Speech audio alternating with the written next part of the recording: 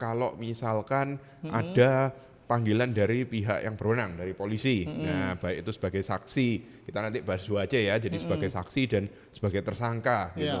Bagaimana sih itu tips-tipsnya? Karena kita kalau istilahnya dapat surat panggilan polisi atau langsung didatengin sama pihak berwenang itu kan langsung shock ya, langsung takut gitu ya. Nah, mungkin bisa jelasin bro, kiat-kiatnya gimana? Jadi gini, sebagai kita kiat-kiatnya dulu ya. Jadi kalau kita menerima panggilan, kita harus ingat tadi asas praduga tak bersalah. Kita ini bukan orang yang sudah pasti bersalah, gitu loh. Itu cuma klarifikasi, permintaan keterangan dalam rangka memeriksa aduan atau laporan dari seseorang. Artinya kita jangan merasa bersalah dulu. Gitu, kita juga harus, oh ini panggilan. Kita sebagai warga negara yang baik, tentu saya akan nyarani untuk dihadiri sepanjang kita bisa dan tidak terhalang oleh yang lain. Tapi kalau terpaksa kita tidak bisa, alangkah baiknya kalau menurut saya kita bikin permohonan penundaan dan kita sampaikan alasan kita tidak bisa menghadiri hari ini gitu. Alasannya itu biasanya apa bro? Biasanya kan banyak kalau kita bekerja misalnya, kita sudah ada jadwal dan tugas keluar kota pada tanggal yang di undangan pemeriksaan itu kita sampaikan dan itu teman-teman penyidik memahami kok. Gitu. Dan atau kita sakit ya, daripada medis kita atau sakit dengan surat dokter itu juga jangan bisa. Jangan coba bilang lagi sakit gitu ya. Harus jadi kita tunjukkan itikat baik kita, jangan dipanggil ini masih yang pertama, nanti yang kedua ya itu hak juga sih gitu. Pasti nanti ada panggilan kedua, panggilan ketiga. Cuma kalau kita sebagai warga negara yang baik ya sepanjang kita tidak berhalangan ya kita hadiri saja. Toh di sini kita belum tentu dipanggil itu pasti bersalah. Kita diminta keterangan kita untuk menjelaskan atas suatu dugaan tindak pidana yang ditangani penyidik tersebut. Nah, terus yang biasanya ditanyain juga itu kita dipanggil tuh ngapain aja biasanya. Nah, orang soalnya kan nggak ngerti ya. Gitu. Makanya langsung takut, wah kita ini mau diapain gitu kan. Dipanggil itu dikumpulkan keterangannya. Ini ada laporan gini, Anda tahu tidak? Kita cuma sebatas itu aja. Kita sampaikan apa yang kita tahu, apa yang kita lihat atau apa yang kita dengar. Harus selebihnya jujur, kalau kita memang tidak tahu ya jawab aja kita tidak tahu. Gitu. Jangan dipaksa-paksain terus seolah-olah kita tahu, jangan gitu. Artinya apa adanya saja. Ketika ada, benar gak ini ada dugaan tindak pidana pencurian, apakah saudara kenal dengan pelapor, ini jawab aja apa adanya yang saudara saksi itu alami gitu. Nah, lalu apakah sebaiknya didampingi oleh penasihat hukum atau lawyer? Kalau kita bicara apakah didampingi itu kembali ke hak. Jadi tidak ada suatu kewajiban, kalau masih saksi ya tidak ada suatu kewajiban harus didampingi saksi pengacara dan tidak harus juga gitu, tidak wajib dan juga tidak dilarang juga. Itu kembali ke yang bersangkutan. Kalau memang lebih nyamannya gimana gitu ya? Ya? Kalau memang dia itu hak ya itu boleh dipakai boleh enggak itu intinya gitu. Kembali ke yang bersangkutan. Nah, kalau sudah tersangka gimana, Bro? Kalau sudah tersangka. Jadi kan biasanya dipanggil tuh biasanya awal kan sebagai saksi beda. Kalau masih saksi kita bisa pakai pendamping atau enggak kembali ke hak yang bersangkutan. Kalau memang gini ya biasanya orang itu macam-macam pertimbangannya sih dari segi biaya. Kalau pakai konsultan kan pasti pakai lawyer kan pasti ada namanya lawyer fee. Nah, terlebih dari itu sih kembali di luar itu kembali ke haknya yang bersangkutan. Oh saya harus pakai lawyer karena saya nggak ngerti hukum daripada nanti saya salah-salah menjawab ya nggak apa-apa itu haknya dia. Tapi kalaupun enggak juga itu haknya dia. Tapi beda dengan kalau sudah tersangka. Tersangka kalau itu ancaman pidananya di atas 5 tahun, KUHP mewajibkan dia untuk didampingi oleh pengacara.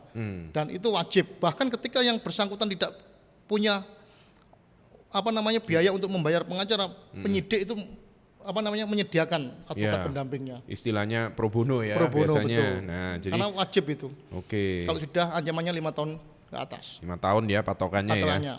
Oke. Nah, terus biasanya yang orang takut lagi itu apakah ada penahanan gitu? Ya. Kalau kita bicara penahanan itu kita lihat dulu tindak pidananya kan tidak semua tindak pidana itu mengharuskan ditahan. Ada yang memang kalau ancamannya kurang dari 5 tahun dan tidak dikecualikan di KUHP itu ada yang tidak ditahan. Gitu. Tapi ada juga dan kembali lagi sekalipun itu 5 tahun ke atas dan ditahan kembali kewenangan penyidik. Dan karena juga alasannya ya bro ya. Ada harus alasan menyebutkan subjektif alasan itu. yang jelas ya. Ya. Jadi penyidik pun sebenarnya harus punya alasan subjektif untuk melakukan penahanan atau enggak. Biasanya apa yang menjadi dasar penyidik untuk menahan? Satu, pasti dia harus 5 tahun ke atas hukumannya itu gitu loh. Dan tidak dikhususkan oleh itu di pasal 21 KUHP atau berapa itu ya, yang ada tindak pidana walaupun di bawah 5 tahun tapi bisa ditahan, kayak dulu 335 kayak gitu-gitu, walaupun ancamannya kurang dari 5 tahun tapi bisa ditahan.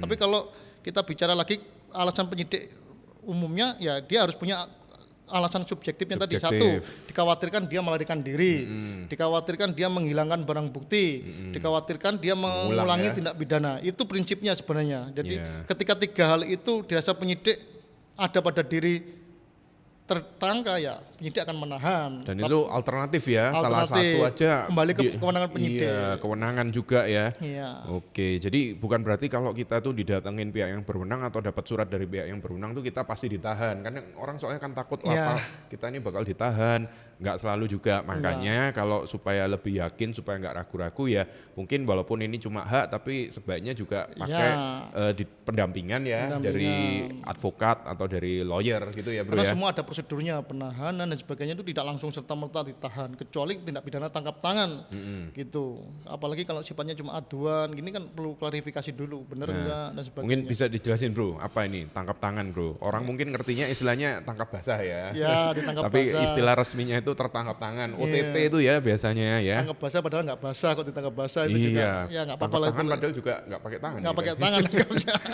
Jadi gini, tangkap tangan itu ketika suatu tindak pidana langsung terjadi, ketika masih terjadi, katakanlah ada suatu tindak pidana perkelahian, penganiayaan. Ketika ada orang melihat dan ada polisi mungkin yang datang di situ, langsung ditangkap saat kejadian itu gitu, langsung lagi berlangsung. Itu namanya tangkap tangan. Oke, itu ya. Misalnya kalau kita sering dengar KPK OTT itu juga itu tangkap tangan ketika lagi transaksi. Gitu. OTT itu ya istilahnya operasi tangkap tangan ya. Operasi tangkap tangan. Oke, siap. Nah, ini ada pertanyaan, Bro. Kalau kita mau bikin LP, istilahnya LP itu orang kan sehari-harinya ngomongnya LP gitu ya, LP, orang yang masyarakat umum yang nggak ngerti LP itu laporan polisi ya. Nah, kalau mau LP ini wajib didampingi advokat atau enggak, Bro?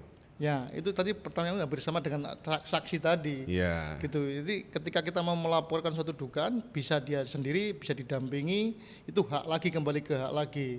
Tapi kalau sebagaimana tadi yang sudah dijelaskan oleh Bro, ya kalau kita memang minim pengetahuan hukum, ya itu lebih baik didampingi. Oke, gitu ya. Jadi soalnya beberapa kadang merasa kita nggak mau ngelaporan polisi karena kita nggak sanggup untuk membayar advokat. Nah, itu salah ya. Salah. Karena kalau untuk laporan itu pun aja nanti kita kalau ngomong prosesnya sampai masuk di persidangan pun sebagai korban ya, itu nggak ada kuasa hukumnya istilahnya, yang nggak ada penasihat hukumnya juga. Nanti yang istilahnya melakukan penuntut jadi umum. penuntut umum, bukan jaksa. pengacaranya. Iya betul, pengacara paling istilahnya ngawal aja gitu mengawal ya. prosesnya, untuk pengumpulan bukti-bukti itu aja. Oke, jadi gitu ya teman-teman ya.